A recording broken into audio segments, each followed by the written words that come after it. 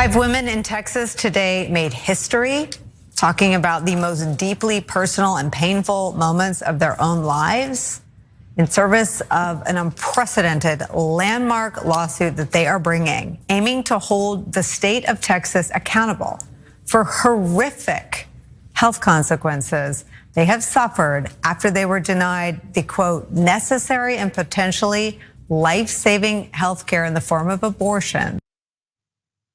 There it is. Abortion is part of a woman's reproductive health. I know some people don't want to deal with that, but that is what it is. Now, here's a picture of the women in front of the Texas Capitol building, along with Nancy Northrop.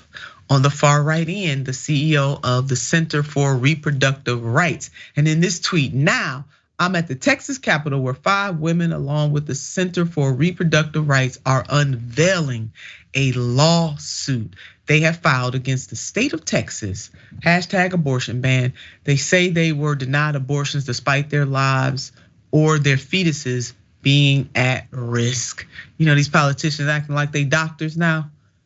See, these people, America, and this is not, see, we're not going to debate. Hey, either you're for it or I get it. However,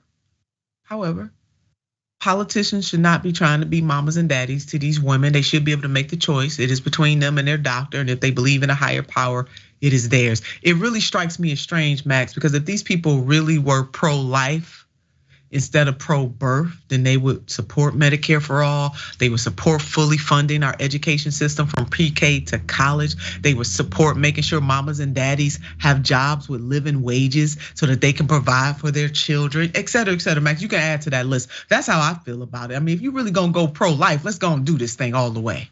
Yeah, I mean, what drives me nuts about this is this, like policing, like college loans, is another issue Democrats have the winning support on, huge majorities of people, and yet it's disappeared from the conversation.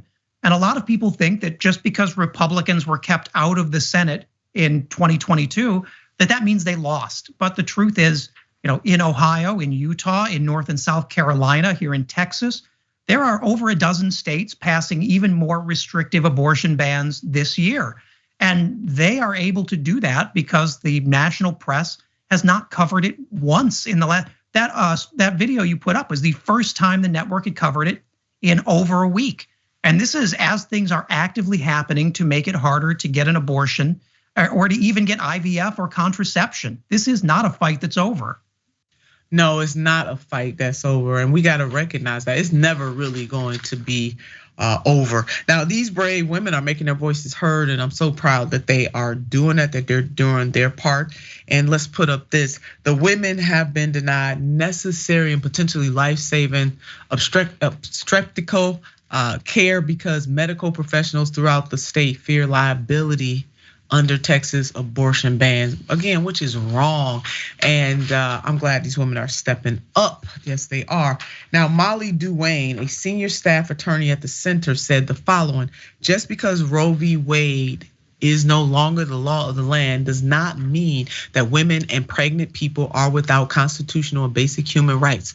We're talking about people who are in medical emergencies, who need urgent medical care, and whose physicians are too scared to provide that care because of the state's laws and because of the state's failure to provide any clarification around what its law means. And that is so true. Now, the lawsuit names Texas Attorney General Ken Paxton. His office responded on Tuesday saying Paxton will continue to defend and enforce the laws duly enacted by the Texas legislature. No surprise there. He's saying what he had to say as the Attorney General of the state of Texas.